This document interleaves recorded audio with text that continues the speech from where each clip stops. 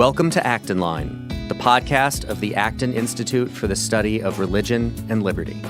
I'm Eric Cohn, executive producer. On October 3rd, 2021, Frances Haugen, the so-called Facebook whistleblower, appeared on 60 Minutes to detail her time with the social media giant and the content of the thousands of internal documents that reveal, according to her, the conflicts of interest between what was good for the public and what was good for Facebook.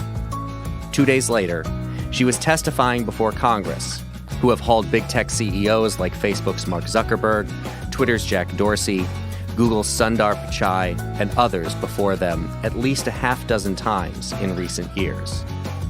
The conventional wisdom is that big tech and social media platforms like Facebook are a threat to our way of life, to our democracy, to our sanity, and even to our happiness and our well-being. But is this threat real or just a moral panic? Today, Acton Senior Research Fellow Michael Matheson Miller talks with Robby Soave, a senior editor at Reason and author of the new book, Tech Panic: Why We Shouldn't Fear Facebook and the Future. In the book, and in this interview, Soave examines the recent knee-jerk calls to regulate big tech from both sides of the aisle. He argues that we should balance our concerns about big tech with the consequences of altering the ecosystem that allowed tech to get big, cautioning us to at least ask the question about proposed solutions to the alleged big tech problem. Are we sure we really want to do this? You can find additional resources in the show notes for this episode, as well as find previous episodes of Acton Line on our website at acton.org/actonline. And if you like this program, you can help us reach even more listeners by sharing it with a friend and leaving us a 5-star review on Apple Podcasts. We welcome your comments as well.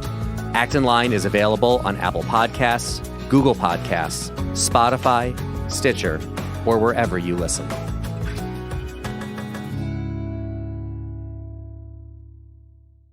Thank you for listening to Acton Line podcast. I'm Michael Matheson Miller. I'm a senior research fellow here at the Acton Institute. My guest today here is Robby Soave. He is an award-winning journalist and author. He's a senior editor at the Reason magazine, which is a libertarian magazine, where he writes about free speech, education, and tech policy, criminal justice reform, and cancel culture, among other subjects. He is the author of a new book called Tech Panic: Why We Shouldn't Fear Facebook and the Future. And delighted to have Robby on the podcast. Robby, thanks for joining. Yeah, my pleasure. Thanks for having me. So let's start with we have a short time, so let's try to get right to this. Let's go over your big argument. I mean, you know, there's a lot of criticism about technology. There's fear about technology. There's questions about Section 230 and a host of other things. And I myself am critical of technology. And you have written in a bit of a contrarian book saying everybody needs to slow down. Let's look at things in a different way. Could you give us maybe a brief overview of the main argument of your book, and then we'll go through some of your key sections? Absolutely. And look, I take seriously many of the criticisms people have of social media, of the power it has over our lives. And I'm listening and I'm understanding. I think some of the concerns that people on both sides of the aisle raise are worth talking through and talking about what we can do to address them. But increasingly, this conversation, and it's left and right, it's everyone, just the kind of apocalyptic claims being made of social media just don't match reality to me at all. And that's one thing. And then the other thing is the solutions, involving the government, possibly breaking up these companies, tweaking their liability protections, all seem like very bad solutions in that they won't fix the problems on the table, and in fact might make things worse, particularly for the right, which I think, conservatives in the past have had a very admirable, one aligned with my own views as a libertarian, admirable distrust of the government, bringing the government in to solve problems. But now I hear so many Republicans and conservatives saying, no, we need to break up big tech. Big tech is silencing us.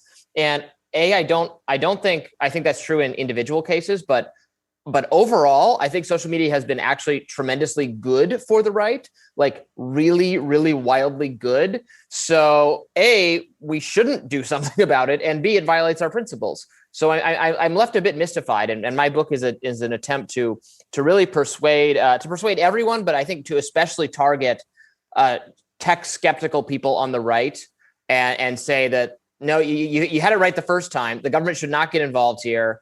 You're really, missing the forest for the trees, sort of thing. Good. Yeah. Well, let's maybe go into that. That seems to be, as I read your book, that seems to be your main focus are tech people on the right. So maybe why don't you outline a little bit of this for listeners who may not know what's going on here. There's, in a sense, and correct me if you think this is wrong, you have like early tech critics who are worried about the platform, who are worried about the effects of social media, whether it's mental health or behavior modification or whatnot. And then you have a second set of people really worried about Facebook and Twitter after Trump won and after Brexit. So that you have almost a rise of left-wing critics because somehow Facebook and Twitter were used in a way by the right to get Trump elected. And that made their ire come up. And now with cancel culture, you have the right, conservatives, saying, wait a minute, our voices are being shut down. And you argue, well, not really, because Ben Shapiro has some of the biggest channels on Facebook, and it's actually positive. Did I get that kind of trajectory right about technology? And then B, what do you think how do you think people need to think about this? Because you say, I think a lot of people would hear you and say, what are you talking about? We're not shut down. Of course, conservatives are shut down. How would you respond to that? And I agree that social media decisions have made very bad moderation calls in a bunch of cases that have hurt conservatives. I am absolutely not saying, I don't want anyone to mistake me for saying that, so how the platforms handled the Hunter Biden story was shameful and wrong. They said it was wrong. They admitted it was wrong. Other decisions have been bad. Absolutely, we should call them out for not living up to their own stated commitments to free expression, to their terms of service, et cetera. All totally fine. But when conservatives make the overall case that the effect of social media is a vast silencing of conservative speech, that is just not correct. Social media has empowered conservative speech more than any other communicative innovation ever. The landscape for expressing heretical views, non-liberal views, contrarian, libertarian, conservative, even far left views, for saying things that the mainstream media would rather you not be allowed to say. It is easier to express those ideas, to share content about that, to have conversations on those fields than ever before, and that's because of social media. It's not just Ben Shapiro, it's a host of right-wing figures, conservative figures, and conservative content producers that are killing it on Facebook, absolutely killing it on Facebook. Social media is a good thing for alternative speech, for alternative platforms, and we would really risk giving that up at our peril. It would be, and look, it's the case explicitly that Elizabeth Warren, Joe Biden, other Democratic figures and thought leaders, they want to get rid of Facebook. They know that Facebook is helping their political enemies more than anyone else, more than their own ideology. They know that, which is why they want to do all of these things.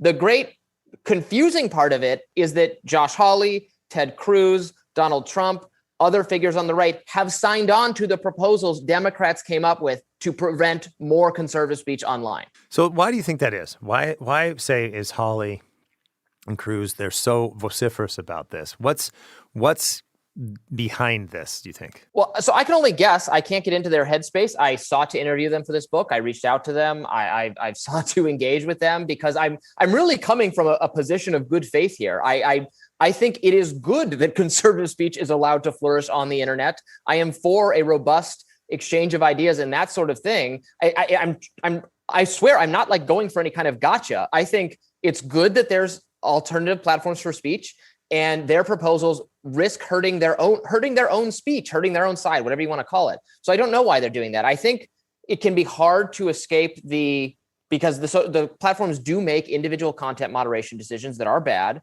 and they criticize those, and that's fair. But for some reason, they have then jumped to this kind of sweeping claims that are not accurate, and these solutions that would be very, very bad. Increasing Facebook's liability burden, which is what reforming Section 230 would do, or getting rid of Section 230, that is just a proposal to compel Facebook, Twitter, et cetera, to take more action against speech on the platform that concerns them. That will not devolve to conservatives' benefit. That'll hurt them more. An environment where Facebook has more concern that it could be sued for allowing speech on the platform is going to be one where they take down more right-wing stuff. That's just what's going to happen. Okay, so let's talk about that. In your first chapter, you look at kind of fear over the election, and you go through that. So I'd like to go back into that because I think that's an important thing to address, because it seems to me that while I've actually had critiques of tech for a while, you see this kind of, and I think there are people on the right and the left who were criticizing tech long before for Brexit or the Trump election. You really see this rising of left-wing critics who are like, oh my goodness, we thought Facebook and Twitter was going to kind of be on our side, and next thing you know, Trump got elected. So somehow we got to shut this down, right? And that's what you address in the first chapter. And then you go into section 230. Let's talk a little bit about that kind of rise of the tech panic on the left, right? Because there's a tech panic on the right and a tech panic on the left. Let's talk first about the tech panic on the left and Sure. Your analysis of where, say, people like Shoshana Zuboff, for example, in Surveillance Capitalism. I think she has some really important things to say. I have some critiques of Facebook, but I think about, what's his name, McAfee, who wrote Zucked. The whole thing is like, oh my goodness, Facebook completely changed the election. And you say that's just not factually the case. Can you go into that and talk a little bit about that? Sure. It's a very absurd claim that has gotten weaker over time, that this is all Facebook's fault that Donald Trump was elected. So that theory kind of rests on the idea that, and this part is true, that Russian elements tried to impact the outcome of the election. They wanted Hillary Clinton to lose. One of their efforts was to put on Facebook, fake accounts, weird, misleading Facebook groups, the design to target it at certain people that were as part of an effort to undermine Hillary Clinton. And this has freaked out people in sort of mainstream Democratic and progressive circles, like really freaked them out. Zuckerberg should have done something about this. How could he miss it, et cetera? There's no way this amounted to anything. The number of these kinds of groups and bots, and it was small, seen by a fraction of the people on Facebook. The amount of money behind it was minuscule, it's a drop in the bucket compared to what the campaigns themselves spent. Now we're talking about, if you want to talk about the 2016 election, right? Trump wins because he flips Michigan, Pennsylvania. He does better than expected among a sort of rural, working class, white, union labor type person who would have been a member of the Democratic voter in previous election cycles and is increasingly brought in by Trump. This is someone who is watching cable news, who is listening to talk radio. This is not someone who is necessarily super active on social media. The idea that Facebook would have more of an effect than like the 24-hour propaganda networks, which in either direction, right?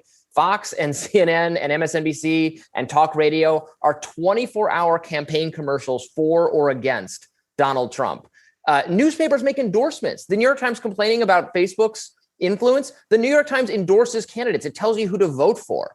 So the traditional, the previous media ecosystem involves so much coercion, if you want to call it that. I don't call it coercion because trying to influence people to vote in an election is not wrong. It's an election. The people get to vote. It's okay to influence people. It's okay to tell people who you want them to vote for. That's what all sorts of media companies are doing. Facebook did not do that in any novel or insidious way, and it didn't end up mattering that much. It's absurd to say otherwise. And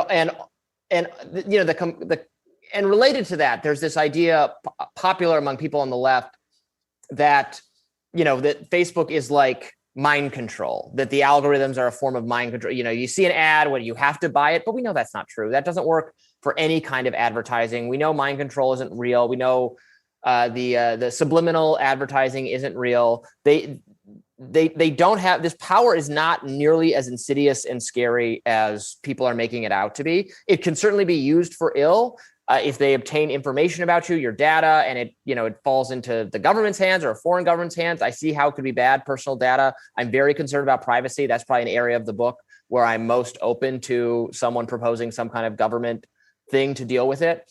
But it's not mind control. Facebook can't tell you who to vote for or what to buy, and we're giving them way too much power if we're pretending otherwise. So I think two things come. One is, I think, just on that point. I mean, you make this point in your book as well, right? That Facebook was used very successfully by the Obama campaign to get the vote out, right? And so what happened is, when it was used now by the Trump campaign to do it, this is where some of the voices came out. So in the past, there had been praise, like, what a great political strategy. And now you're saying, wait, it's a problem, right? I mean, that's absolutely right. That's absolutely right. Yeah. Obama successfully used social media. Look at that. It's so interesting. And then to the extent Trump does it, look, Trump was very effective on social media. No argument there. Trump used Twitter in a very novel and very important way, but it's wrong to say that A, that was improper, and B, that was the deciding factor. I guess the election was so close that any number of factors you could say, well, that's the reason he won, because in a close election there could be 1,000 different things that all contributed slightly, and it could be that was the thing. So except in that very narrow sense, I think it's just not correct to say that this is Facebook's fault. So there's a couple, and the second thing that you brought up, I mean, I think maybe we'll have time at the end, because I know we have a hard stop, and I want to make sure we go through your book and not just my views here, because you're a guest on the podcast. I have plenty of views, Robbie. But I do think, I agree. Okay, when you use the term mind control, right? I think yes, of course, we're not under mind control. We still have agency. I wonder if you. I think if you're taking seriously enough, like, just the impact of behavior modification, that was something that kind of struck me as I was reading the book a couple times. So I'll bring it out now, but I want to go back to your argument. I would say, like, when I read your book, maybe I've read The Abolition of Man too many times by C.S. Lewis. Maybe I think about anthropology too much, but it seems to me that, like, you talk about, come on, like. And I think you're generally right. Like, it's not as if, like, somehow you're going to, like, all of a sudden start watching YouTube and you're going to become alt-right. I mean, that's just, like, such a small percentage. Or even, like, radically left, right? But It seems to me, so whether it's, alt-left, alt-right, whatever, but it seems to me that, broadly speaking,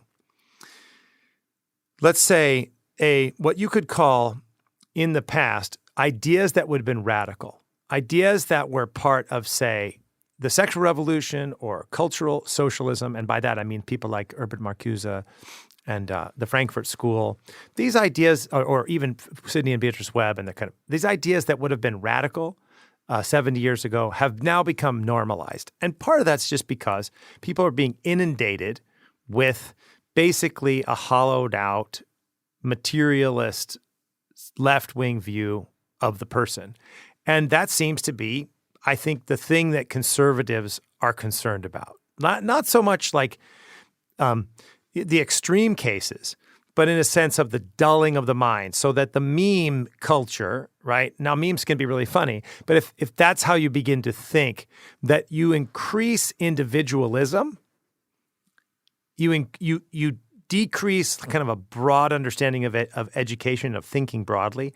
This increases individualism, which then increases centralization. And so there's this kind of Tocquevillian worry that it's not that social media is necessarily mind control, but that the long-term exposure does have behavior modification effect.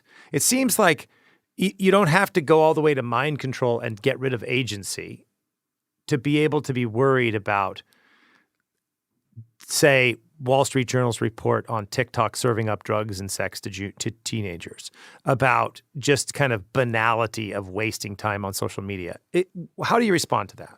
Well, if your concern is, the rapid success or spread of a couple sort of kooky left ideas that I also don't like, I don't think that can be, the blame for that can be laid at social media's feet. I mean, probably that's the education system, that's the university system, a small number of activist left campus elite people come to hold these views and then are like forcing everyone else to hold them by trying to like destroy the lives of anyone who departs from it.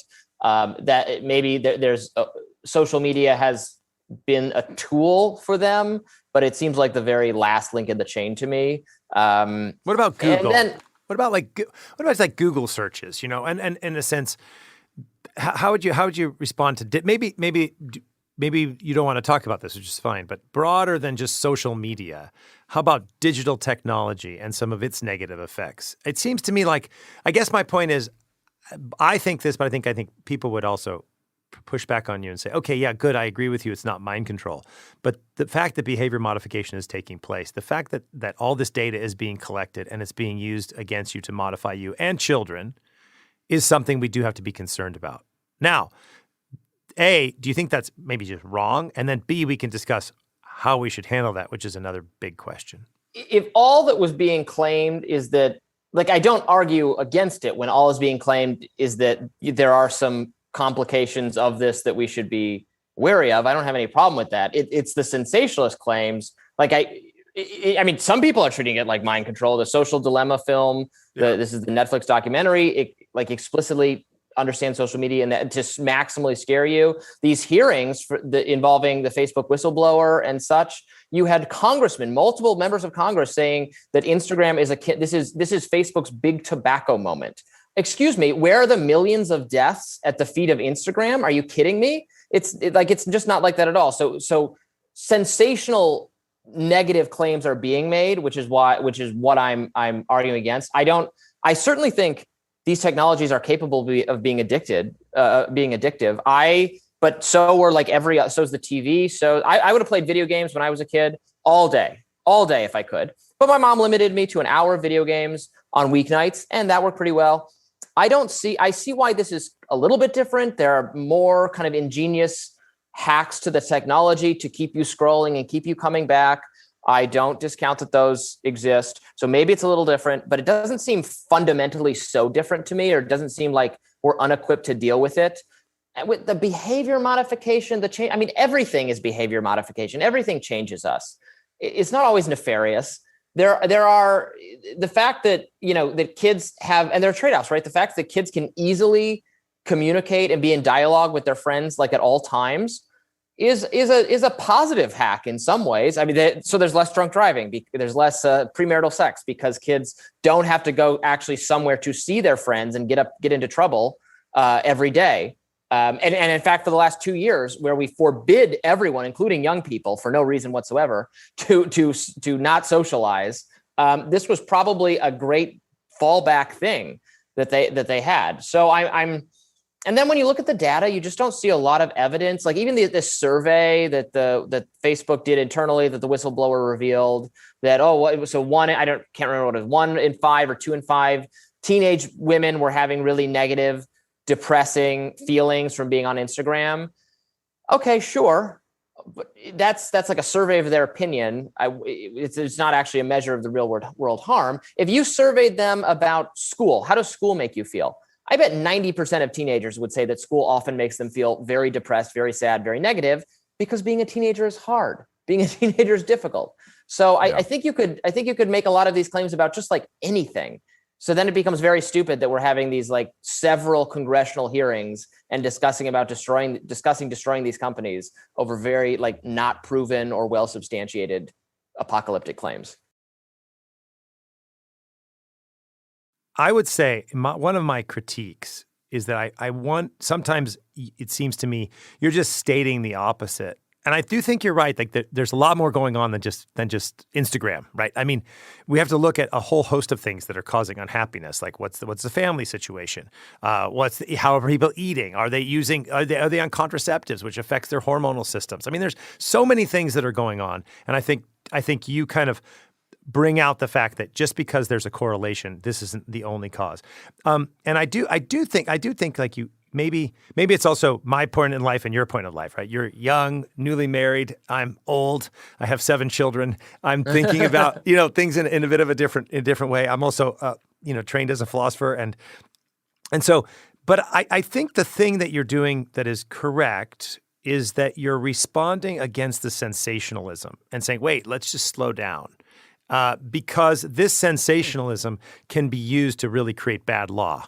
And it seems like that's kind of where your target is. Am I missing that in that you have to say, wait a minute, okay, we can debate about some of the complexities on tech, but let's not jump to give the government power to solve all these problems when A, we don't have enough data, and B, that's probably a bad solution. Yes, that's exactly what I'm doing. Because, cards on the table, I'm not trying to avoid it. I am an ideological libertarian. I don't want the government to get involved in things, but I'm trying to be a pragmatic person. If you show me a really, really, really awful problem that we just can't come up with any way to do anything about it, and we have to bring in the government, okay, I'll be reasonable. But to get to that point, you have to show me, okay, here is this really, really big problem we can't deal with any other way. And here's my solution that involves the government and that's going to work for this reason.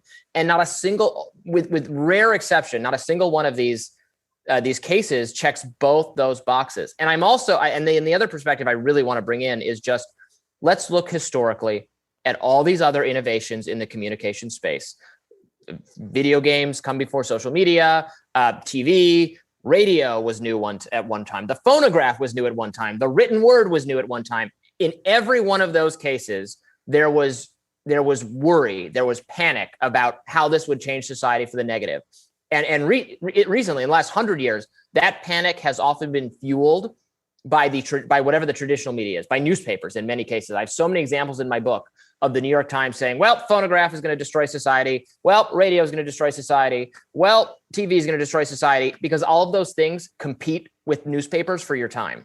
So it's an industry rivalry, and that part is so often obscured. Even today, when so much of the tech coverage is negative, the social media coverage is negative, I really want to let people know it's negative for a reason. They are self-interested. The people telling you this, they have a business incentive to have these rival companies destroyed. So please keep that in mind if you're reading the New York Times very breathless coverage of how social media is selling you hate and is selling you fear. Really, is social media doing that, and the New York Times isn't? So that's a perspective that should not be lost. Yeah. So let's go from there, because I think this goes to a point of broadly of self-interest of organizations, of regulatory capture. And so, I wish we had more time, Robbie, because we could go into some debates. So I'm going to do some self-promotion. I just wrote a little book called Digital Contagion, which is 10 steps to protect your family and business from intrusion, cancel culture, and surveillance capitalism. I'm probably more down on tech than Robbie, but I think you should buy his book and my book. And I think there's a deal at Amazon where if you get 2 of these books for the price of 2. Right. Sweet. Right? And you say big tech is bad. If you spend money on both these books, you'll get them. Anyway, so but here's something where I think we I would like it. Too bad we don't have time for debate. Here's something where I really tend to agree with you. Now, I'm not a libertarian, and I kind of tease libertarian friends that I always find libertarians will always be bigger state than I will, because I believe in the limited state, and I'm not a libertarian for lots of maybe anthropological reasons. But I am very worried when the state gets involved, and so because of this thing of regulatory capture, and there's some sense that obviously there's a place for the state, but when the state gets involved, especially in a thing like this, you're going to have, in a sense, the collusion of big tech companies with lots of influence and lots of lobbyists influencing the state. And when we see, especially from, say, some of the left wing of the Democratic Party, this desire to regulate tech, it seems like they want to control tech. I think James Poulos on Twitter wrote, we're going to go from Facebook to Fedbook. Right. Yeah. Right. And they're already trying to do that. Yeah. And I did that self-promotion, but of the book, but I actually don't get into this because I do think maybe we need better rule of law around tech, but I'm always skeptical of regulation. So my kind of idea is, okay, here's 10 things you can do right now. Right. But this brings us right to a key chapter of your book. And we're going to unfortunately have to end there so you can go to your next meeting.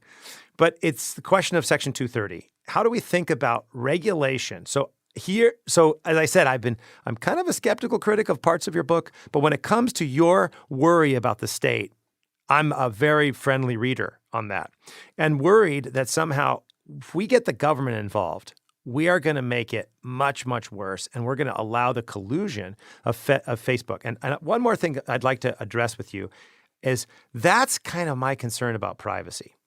And it seems to me right now, so I want to ask you about this and 230. First, my concern, Robbie, is I hear libertarians, conservatives in the past saying, oh, come on, who cares if Google has all your data? Who cares if Facebook has your data? What I'm carried about is the state has your data. And I say, yeah, that doesn't matter. I mean, if the state has your data or if the state is outsourcing private companies to collect your data that they can take from you, this is a serious problem. And one of my big concerns is the question of privacy and just all this data collection. That's the first thing I want to ask you. And then I want to ask about 230. So how would you respond to my concerns about privacy and data collection? Because I think it's just the state is right now outsourcing private companies to collect it, and that when they want it, they're going to go get it and they're going to use it against us. What's your response to that? Well, I'm concerned about that too, but my response would be, so in practice, it might just be there's nothing we can do about this. In theory, at least, if we want to do something, the actor in this situation that we can constrain or that we can more easily constrain because of the way the law works and the Constitution works, the actor here that we can constrain is the government, not the company. So it's weird to focus on, and I think many on the right do this. They focus on, what can we do? How can we stop big tech from doing this? I'm like, well, the First Amendment's going to kind of get in your way. Existing antitrust law doesn't quite cover it. There's not a good tool. But theoretically, you could, and I would encourage us all to do that. We could vote for a smaller government. We could vote for different people in government. We could vote for a government that doesn't want this data collected, that doesn't want that doesn't bark at tech companies to take down information they don't like, et cetera, and so forth. If we're going to do something in this domain, we can do something about the government. Now, maybe we can't because we don't have the votes. We don't have enough political support, but that's also true of trying to do something about big tech, right? So the area where you could at least in theory have set up some kind of different policy or rules or regime is you could elect different people to do it. Now, electing, I've never gotten my wish by voting for different people, but you really can't do it because you're just constrained, because the First Amendment and other things grant a lot of power to private companies to do whatever they want with speech-related policies. Okay, but what about other things? People would say, look, that's actually part of the problem. I mean, why are we letting these tech companies have such power, more power than democratically elected representatives? It seems like this would be an argument, right? People would say, I think, well, we have to control tech. Isn't it a failure, some would ask, of a libertarian view that somehow everybody can just do whatever they want? And now what ends up happening is we get big collusion with the state and the government. It just looks like it's libertarian, when in reality, you have, almost corporatism type of collusion. What would you say to that? There's nothing libertarian about the Biden White House telling Facebook what its COVID policy ought to be, which is the situation we are in now. But that is a government failing. That is a failing of our government, not a failing of Facebook. So I would just take it from the exact opposite end. Also, look, yes, some of these companies are doing things I don't like or agree with. I don't at all agree with the view that, well, we can't do anything. They're just so powerful. Facebook will never be replaced. Facebook is dying right in front of our eyes. It is a diminishing company that will never, this is my prediction, could be wrong. I don't think Facebook will ever have as much political, social, cultural relevance in the future as it did 3 years ago. They're not going to get it back, because none of these companies, media adjacent companies, they rarely do they recapture the luster once they've lost it. And this company has lost it. So and you make that case in your book with along. Other companies too. I mean, you make that case with like MySpace, et cetera. So there has been tremendous historical upheavals in the tech space. Maybe Facebook will keep buying competitors so that this doesn't happen, but they couldn't buy TikTok. And there will be some new thing that comes along. My prediction is that some new thing comes along that they can't grasp a hold of. But if you're worried about them grasping a hold of it, the worst thing you could do would be this Section 230 reform that they support. Okay, Facebook so let's talk about that. It. let's talk about Facebook. Let's do this real quick. I think I don't want to stop you, but quickly give listeners a quick overview of Section 230. I think you do a good job in your book by going through the origins of it. We don't have that much time, so I'm forcing you to do this really fast. Yep. But why don't you do that and then argue against it? Right. So Section 230 is federal statute from the 90s that protects the internet websites, platforms from liability for your speech. So if you post something on Facebook and it's libelous, someone can sue you, but they can sue you. They cannot sue Facebook. And that was done so that social media sites would feel okay about doing some amount of moderation. We all want some amount of moderation. Even the most free speech person you can find, they're not going to want harassment and death threats and like vile pornography, all of that kind of stuff. We want social media to take that down. And prior to Section 230, they were nervous about taking that stuff down because they were worried if they took that stuff down, then they were going to be like a publisher like Reason Magazine or the New York Times or Simon & Schuster, which are on the hook for content published by their authors. So social media companies didn't want to be treated like that. So they weren't doing any moderation whatsoever. So Section 230 gives them that ability to pick and choose, to set some kind of rules, but that does not suddenly put them on the hook for everything they don't take action against. So it's really important for setting up the regime where, in general, they're not on the hook. Now, there are still some limitations, still some federal obligations for what they have to take down, but Section 230 has accomplished that. Now, conservatives have this idea in their head, and it's wrong. They're required to be neutral platforms. There's no neutrality requirement whatsoever in the law. You might say there ought to be one, but there isn't one right now. I don't know how that would work in practice to add, as soon as you start adding requirements. So, what if you had to do X, Y, and Z before you get your Section 230 protection? Well, who's going to decide that? Like a panel set up by the Senate, which is controlled by the Democrats, a commission that will be lobbied heavily by Facebook and influenced by Facebook, if not handpicked by Facebook. Facebook now supports this reform. Keep in mind that Facebook employs thousands more content moderators than its nearest rival, Twitter, does. Twitter doesn't want Section 230 reform because it views this in the same way that kind of Walmart ends up supporting minimum wage because it drives out all the mom and pop shops. And then they can raise their prices, so it ends up being good for them. That's a version of that is on display here potentially.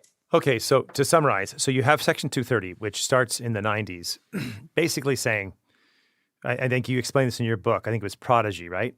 It's Prodigy and CompuServe, and I can never remember which decision was which. But I think it was CompuServe was doing no moderation, right. And Prodigy said, well, we want to make it a little bit more family friendly, and because of that, they were sued with libel, and so Section 230 allows some moderation without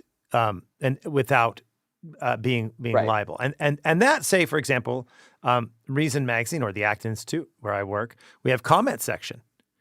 Does that Section 230 protect us from people who comment? Yes, you cannot be sued. You and me, anyone, any comment section. Yeah, you can't sue the platform. You can sue the commenter. And so one of your arguments against 230 is that, in fact, it would empower, like you said, Facebook with lots of content moderators and lobbyists, and it would put at risk smaller startups. Right, because they all benefit. Everybody on the internet benefits from this protection. Any company, setting up a service. So you might put them all out of business, and then would be exactly what the big guys want. Okay, so why do you think, and again, you can't get into the head of this, but why do you think, say, conservatives who generally have traditionally at least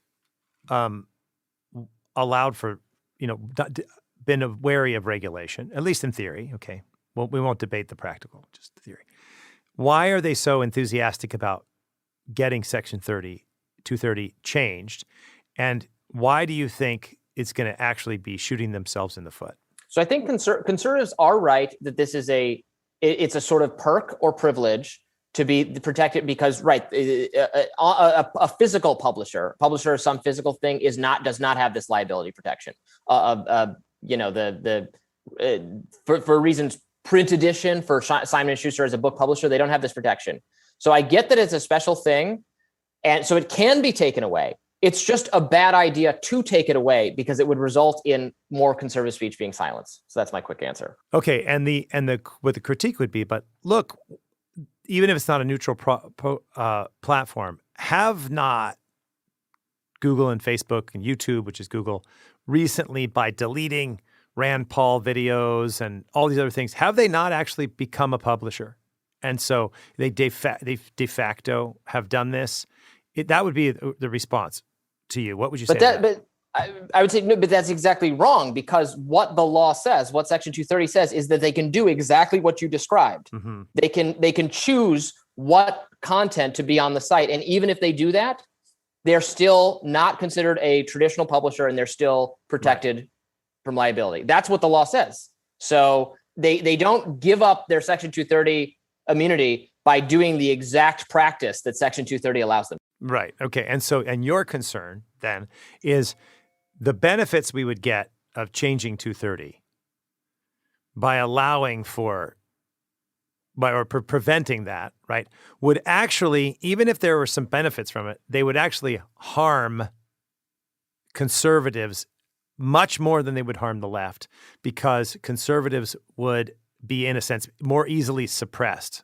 Is that right? That's exactly right. And just so you have in 30 seconds, why would that be the case? Because the kind of speech that these companies are more likely to find as scary, provocative, wrong, dangerous, and potentially libelous is your speech, not speech that the people who work for the company, who tend to be liberals, agree with. Okay. All right. There's more we could talk about this, but you have a hard stop here in 3 minutes. So yep, I want right now. Thank you very much, Robbie, for taking the time to come on the podcast. Hope we can have you back. And the book is called Tech Panic: Why We Should Not Fear Facebook in the Future. And Robbie, people can find you at Reason Magazine and anywhere. Any other last words you have for us? Nope. You can just follow me on Twitter at my name. All right, good. Thanks, Robbie, for joining the Acton podcast. Yep. Thank you. Bye-bye.